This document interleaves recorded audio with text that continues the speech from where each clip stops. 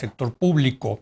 Así lo reflejan las cifras de un reporte hecho por un colectivo de 50 organizaciones que a través de pedidos de solicitudes de información al gobierno logró comprobar empíricamente que sí hay un desabasto tanto en el ISSSTE como en el Seguro Social, pero sobre todo en los hospitales que maneja la Secretaría de Salud. Ahí este colectivo lo que encontró es que 1 de cada 4 recetas no se ha podido surtir durante el año pasado. 1 de 4, 25%.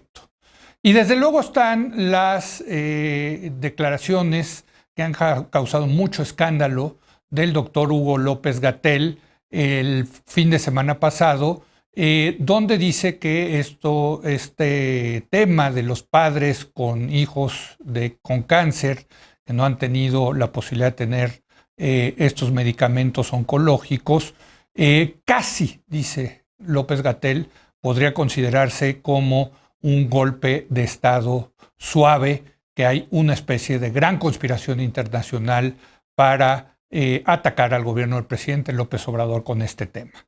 Ha causado mucho revuelo y vamos a analizar este tema del desabasto y de lo que piensa el doctor Hugo López-Gatell. Saludo a Denise Dresser. Denise, ¿cómo estás? Muy buenas noches. Hola, buenas noches. Pablo Magluf. Pablo, muy buenas noches. Buenas noches, Leo. Buenas noches a todos.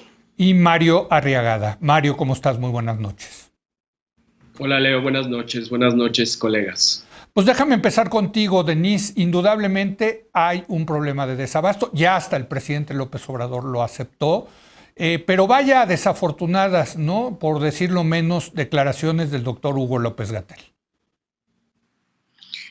Sin duda, pero no sorprende. Desde hace mucho tiempo quedó claro que López-Gatell había dejado de ser un científico al servicio de la población para volverse un propagandista al servicio del gobierno.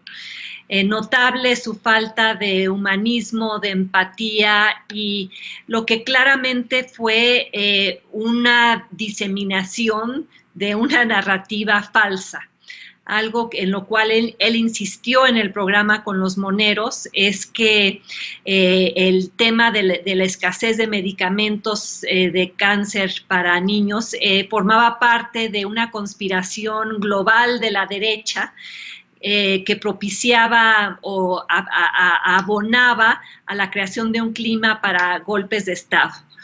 Y pues ante la evidencia contenida en el reporte de Desabasto Cero, el trabajo que ha hecho Irene Tello para Impunidad Cero, el seguimiento que le ha dado este tema, por ejemplo, Ana Francisca Vega, Azucena Oresti, sabemos que este gobierno tiene un problema serio desde hace más de 2 años.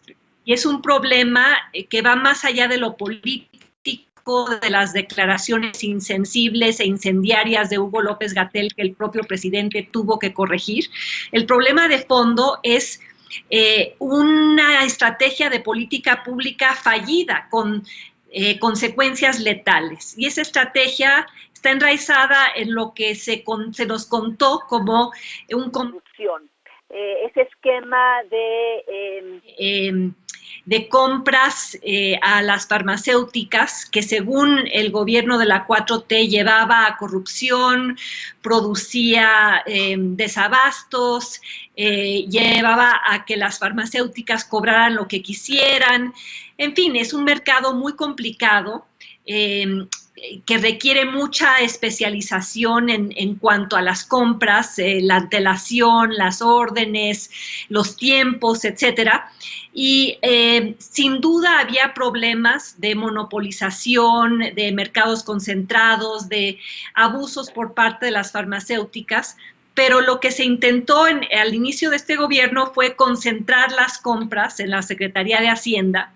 Eso no funcionó, generó desabastos, luego se trató de solucionar pidiéndole a las Naciones Unidas que participara, eso tampoco ha funcionado. El hecho es que el combate a la corrupción, que era una causa loable, se convirtió en escasez de medicamentos, desabasto y muerte.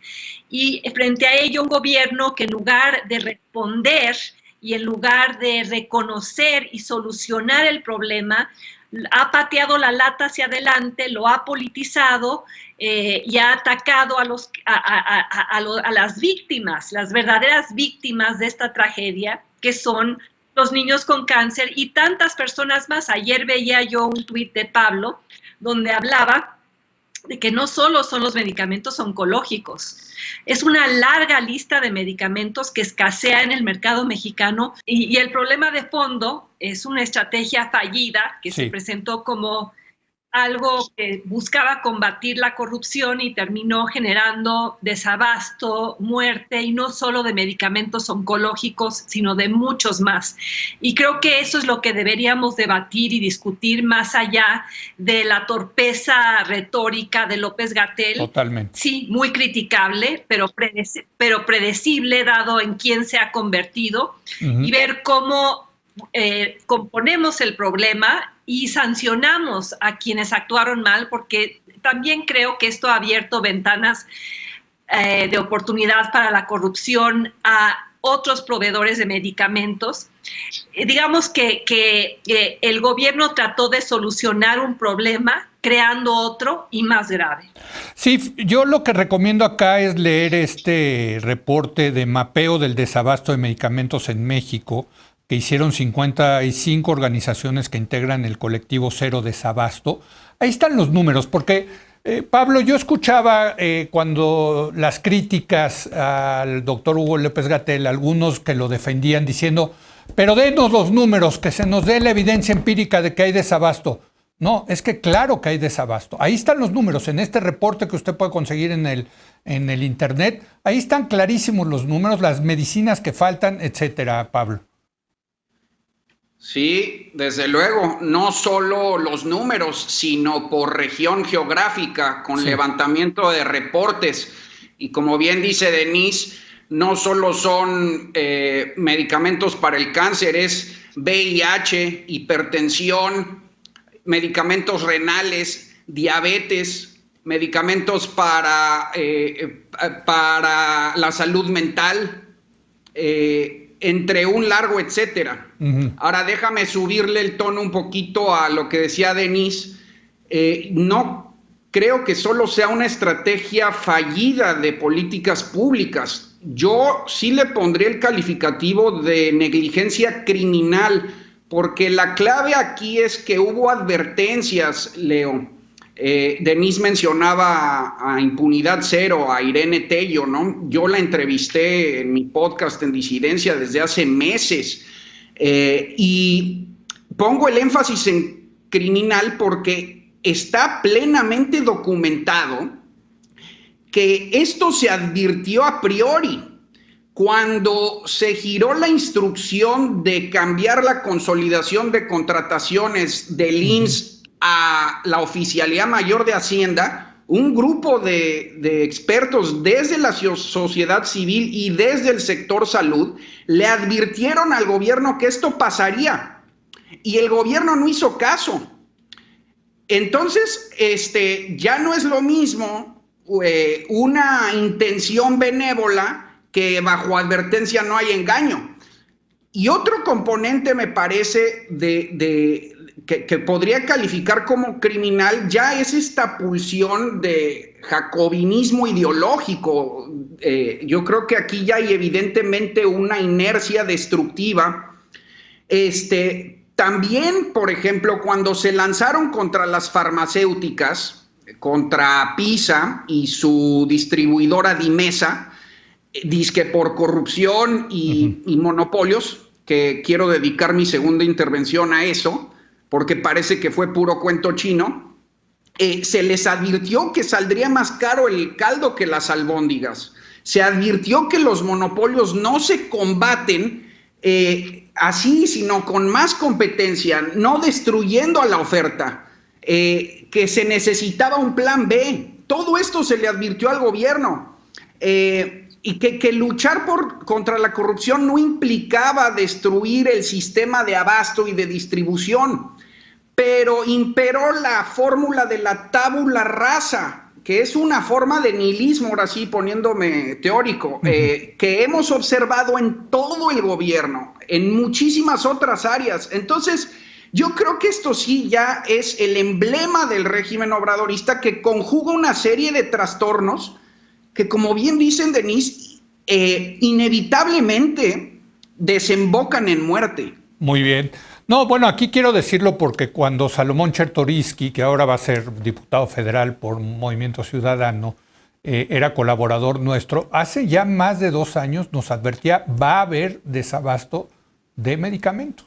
Exactamente. ¿No? Ya desde hace más de 2 años porque se desmanteló, Mario, la red de... Que sí era corrupta y tenía muchos problemas, y sí, pero la desmantelaron y no construyeron nada. Parece ser el modus operandi, por cierto, de la Cuarta Transformación, Mario. Me da mucha pena decir que estoy completamente de acuerdo con los tres. No solo se advirtió, sino que ellos mismos han dicho en conferencias de prensa repetidamente que ya lo iban a arreglar. Que ahora sí, la próxima semana, que dentro de 3 meses volvemos a hablar, y así van 3 años. 3 años del mismo desabasto. Por eso, como tú, Leo, celebro también muchísimo que los colectivos le hayan puesto números a lo que decía, no, es que nos atacan mediáticamente solo con ejemplos particulares de familias a las que no les ha llegado el medicamento para sus niños, y no es así. Hoy sabemos que el desabasto es generalizado, y esa es la verdad. Sí. Y por eso debe ser un problema a considerar ya en una dimensión mayor a la que ha tenido. Sobre todo porque, como dije, ya pasaron 3 años de excusas, de pretextos y de ineficiencias. Y yo creo que esto es trágico en un doble sentido. No voy a decir nada que sea distinto a lo que dijeron mis colegas, pero creo que es importante señalarlo, que tiene un doble componente. El primero es trágico en términos de políticas públicas y de los efectos que tienen sobre la vida de las personas, pero es también trágico en el sentido de que revela cierta estrategia comunicativa para deshacerse de los problemas en apariencia, que nada tiene que ver con deshacerse de los problemas en la realidad. Y ese es aquí, en este ejemplo particular, aunque se use en esta administración en varios temas, algunos menos graves que otros, en este es gravísimo, porque en la tensión entre realidad y muerte y la realidad de problemas no resueltos, de un gobierno ineficaz que ha prometido y no cumple, es enorme, y con consecuencias enormes. Entonces, por eso creo que es doblemente trágico. Revela esa dualidad negativa de este régimen. En términos de políticas públicas, ya se habló, y pues yo creo que hay mucho de verdad en que haber llegado a cortar con machete y no con bisturí, hoy se viven las consecuencias de eso. Llegar a cortar como cero corrupción, pero sin sustituir por nada más, termina siendo una manera que tiene efectos colaterales negativos muy serios. Tuvo que haber habido una mejor reflexión. También creo que esta sensación general de que se están deconstruyendo capacidades institucionales se ven y se notan a la hora que, al pasarle la responsabilidad a Hacienda, a Raquel Buenrostro, para que comprara y no pudo, y después pasarle la bolita a la Cancillería a ver si ellos podían salir a comprar los medicamentos y no pudieron bien, y luego pasársela a Naciones Unidas, que a pesar de que nos caiga muy bien Naciones Unidas y que lo hacen bien, sí, tampoco les alcanzó la capacidad técnica para gastar 100,000 millones de pesos, que es muchísimo en medicamentos, ¿no? Para que les llegue a todo el mundo. Y tampoco había que esperar milagros de las Naciones Unidas. En el fondo es una forma de outsourcear, sí, no a un privado, a un agente público internacional con mucha reputación, pero de outsourcear una responsabilidad que debe estar alojada dentro de las instituciones del Estado. Y outsourcearla no nos va a resolver el problema en el futuro. ¿Qué? Mejor que nos gobiernen las Naciones Unidas. ¿O qué? Pues por supuesto que no. Yo no le desearía eso a nadie, y esa deconstrucción de capacidades institucionales creo que es muy notoria. Sobre López-Gatell y la estrategia comunicativa me lo guardo para la siguiente. Pues a ver, ¿por qué no? Yo creo que tenemos que dedicarle una ronda al tema de Hugo López-Gatell, más allá de las estúpidas declaraciones que hizo el fin de semana pasado. Yo creo que este personaje pues ya es un fusil quemado.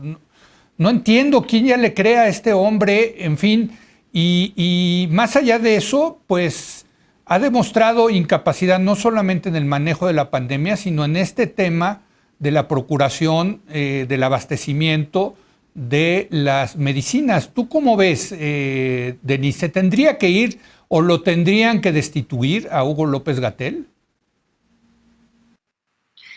Pues veamos los resultados. López-Gatell estuvo encargado a la pandemia y México ha sido uno de los países que peor ha manejado la respuesta gubernamental. Uno de los países con el número más alto de muertes absolutas, un país con un nivel de mortalidad muy grande entre los miembros del sector salud, una pandemia que probablemente está repuntando por la llegada de la variante Delta a la Ciudad de México. Y en medio de esto, que sin duda fue una crisis global, pero tuvimos a un personaje no solo incompetente, yo diría que la incompetencia fue producto de su politización y su partidización. Sí. Decidió dejar atrás los conocimientos epidemiológicos, decidió dejar atrás la evidencia, decidió dejar atrás las mejores prácticas internacionales, aprender de lo que estaba produciendo la comunidad científica a una velocidad muy grande. Recordemos todas las mentiras o las medias verdades o las distorsiones de López-Gatell a través del tiempo, empezando por la reticencia al cubrebocas, diciendo que México iba a seguir la estrategia de Suecia de la inmunidad de rebaño, hablando de picos y planicies y virus domado, el escenario catastrófico que sería de 60,000 muertos cuando no oficialmente, pero según los cálculos de 10 veces institutos más especializados, dado el sobreregistro, pues, el subregistro, vamos ya en más de 500,000 muertos. Ante eso, tenemos a un funcionario que sigue insistiendo en que la crítica a la estrategia es golpismo. Eso me parece peligrosísimo, tóxico. ¿Qué fue lo que insistió en la entrevista de Marras?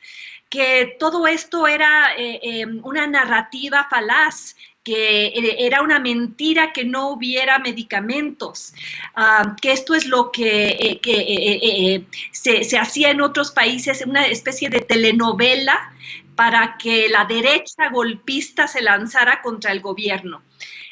Cuando ahí está la evidencia, cuando ahí están los datos, cuando lo único que hace López-Gatell es mimetizar al presidente para congraciarse con él y quedarse en el puesto, en una democracia funcional hubiera sido obligado a renunciar y asumir responsabilidad por lo que hizo y no hizo. Totalmente. De la mano del presidente.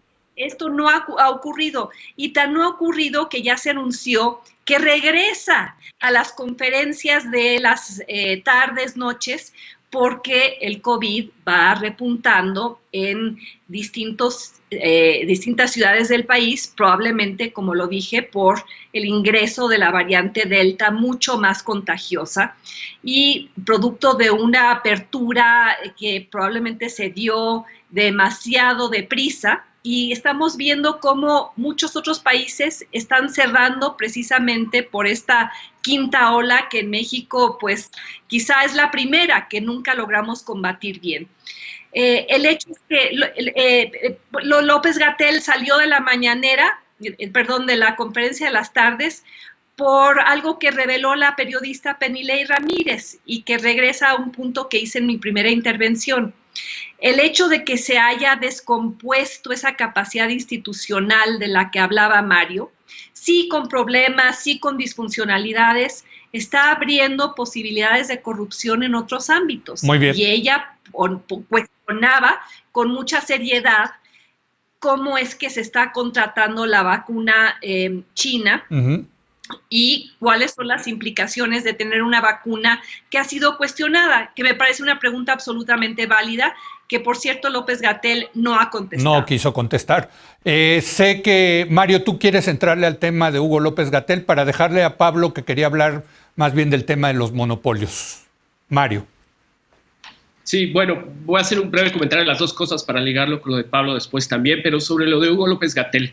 No, yo no vi el programa completo del chamuco, del Círculo de Comediantes que sale en Canal 22 completo. Vi los extractos desafortunadísimos con las declaraciones de Hugo López-Gatell, y lo que puedo decir es que, aunque él estaba opinando sobre la infodemia, según él, en el fondo descalificó a los papás de los niños con cáncer de un plumazo, cuando claramente la evidencia está en contra de la eficiencia de las decisiones que le habían tocado a él resolver en buena parte, en el pasado, en el presente menos, pero en el pasado, y las pasó a alguien más.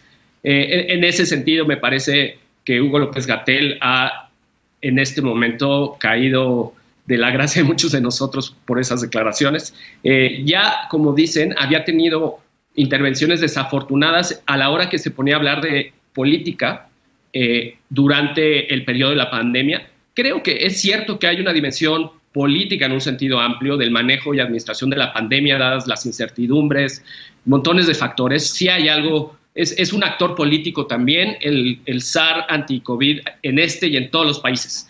Pero creo que en este caso está siendo político de la peor manera posible, porque de lo que está haciendo está opinando sobre las estrategias de unos teorizados golpistas y cómo esas estrategias son exactamente las estrategias que no le convienen a él, la de denunciar los desabastos existentes de medicinas para niños con cáncer. En ese caso es de una torpeza política inmensa. No solo sale de los deberes de salud pública que él tiene, él está opinando ya de como las estrategias de comunicación, sino que lo usa como escudo para proteger y no entrarle al tema real y darle respuestas a los ciudadanos. Fatal. Esa es mi lectura de eso. Ahora, solo para brevemente conectarlo con lo que va a hablar Pablo, que me parece un tema fundamental. Una de las grandes herramientas de política pública que este gobierno despreció al llegar a esta administración fue justamente la regulación de los mercados. Es cierto que México tiene un problema de monopolios, de mercados públicos y privados monopolizados. Es cierto que hay estrategias para regularlos, y es cierto también que la Cuarta Transformación ignoró toda esa, ¿cómo decirle?, ese arsenal de herramientas de política pública y mejoramiento de los mercados en México que ayudan a combatir la corrupción, a mejorar la eficiencia, a ahorrarle dinero al Estado, y no las quiso utilizar. Yo creo que esa idea de como desconfianza al Estado permeó incluso en una de esas herramientas más claves que le hubieran podido ayudar en estos momentos. Pablo, es también revelador. Pablo, tú querías centrarle precisamente a este tema de los monopolios. Venga. Sí, más que el tema de los monopolios, porque entiendo que en ese preciso sector no había monopolios, había 3 grandes empresas que tenían perfectamente abastecido el mercado. En todo caso, si hubiese monopolios, ya lo dije, la solución es abrir a más empresas, a la competencia, no destruir las que ya están. No, más bien yo quería poner el punto sobre la alegada corrupción, porque esa es otra de las técnicas de este gobierno, utilizar a la corrupción como mantra acusatorio. Y es muy importante dejarle claro al auditorio qué sucedió. Impunidad Cero sí hizo una investigación exhaustiva de la alegada corrupción y encontró que la corrupción era en realidad en las factureras asociadas al sector salud, y venía desde el sexenio de Peña y llegaba hasta el 2020. Es decir, todavía había corrupción hasta que salió la investigación, con 2 años del sexenio de López Obrador contando. Jamás encontraron un solo indicio de corrupción en la producción, distribución y abastecimiento de medicinas. Por eso no hay nadie acusado, Leo, no hay nadie procesado. Todo fue, a mi juicio, con la evidencia que contamos, puro cuento chino para destruir a las farmacéuticas y arrebatarles la distribución. No es coincidencia lo que mencionaba Denise, que todos esos contratos se hayan asignado por adjudicación directa, además sin la vigilancia que sí existía antes de la función pública. Es decir, no solo sigue habiendo corrupción donde la había, sino ahora hay corrupción donde no la había. Sí, caray. Encima con desabasto. Sí, pero lo más importante es advertir sobre el uso de la corrupción como mantra acusatorio. Parece que con esa bandera tienes permiso de destruir lo que quieras.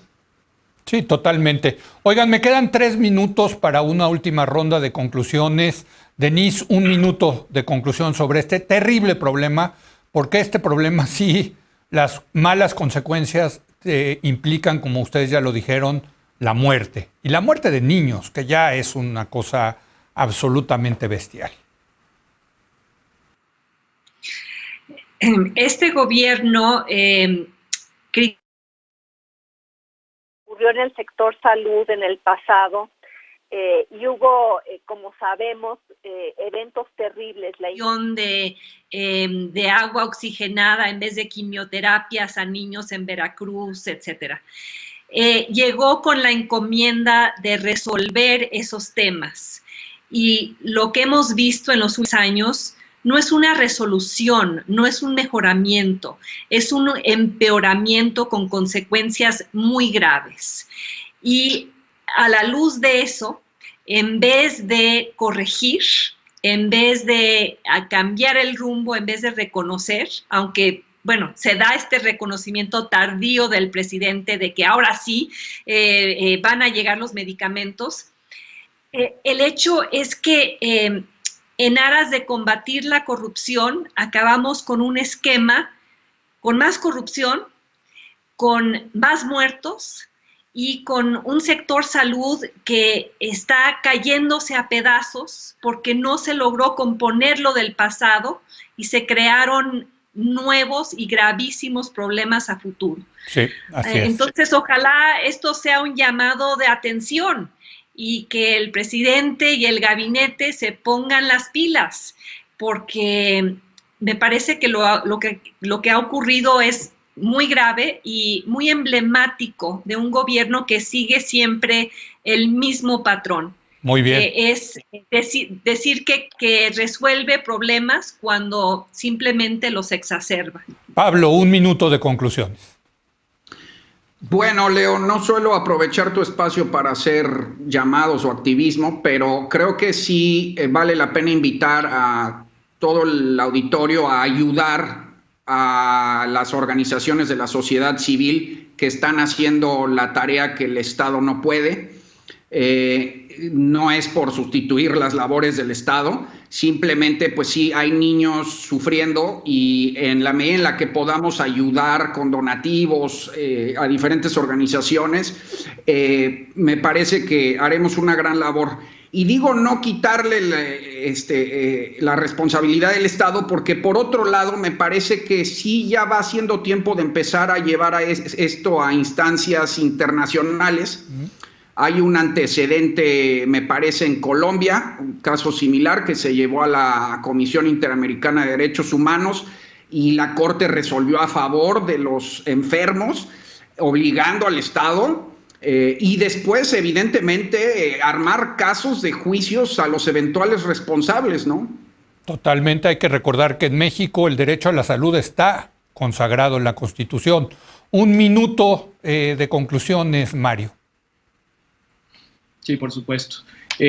Mira, más allá de que puedan sí existir responsabilidades públicas por este desabasto que afecta a vidas, también creo que en general mi juicio es que esto a lo mejor no necesariamente es maldad del gobierno, no creo que sea maldad más bien, pero sí es una torpeza gigantesca, una torpeza incluso negligente. Estoy de acuerdo con eso.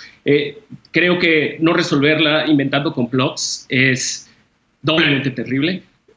Incluso en los complots más inventados requieren cierta credibilidad, pero aquí está a la vista los errores que han sido cometiendo durante 3 años seguidos, están reportados, los conocemos todos, y son errores de ineficiencia. Entonces, salir con una teoría del complot que incluye a niños con cáncer atacando al gobierno para no asumir la responsabilidad a todas luces vista por todos los mexicanos, me parece del snap. Y por último digo que si algo me parece lo más triste de esta historia, es que está mostrando, es muy indicativo de cómo la Cuarta Transformación, Morena, el obradorismo en general, yo creo que está probando que es mejor como movimiento social que lo que está haciendo resolviendo problemas como gobierno, cosa que es muy triste verlo, porque la expectativa era muy grande, porque han sido tan buenos poniendo temas sobre la agenda que era necesario, como la corrupción. Pero pues si así es la consecuencia de combatir la corrupción, no sé qué es mejor, empieza a dudar uno qué es mejor. Por supuesto que intentarlo, hay que hacerlo siempre, pero intentarlo mal hace pensar sobre las responsabilidades públicas de ser un político que sabe hacer campaña, pero luego no sabe gobernar.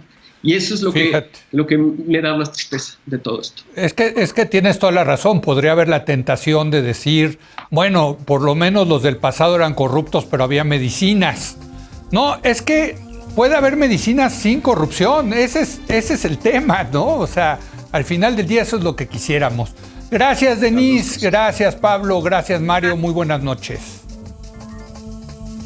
Bueno, voy a hacer una pausa y precisamente voy a hablar ahora con Andrea Rocha. Ella es abogada de los padres de niños con cáncer.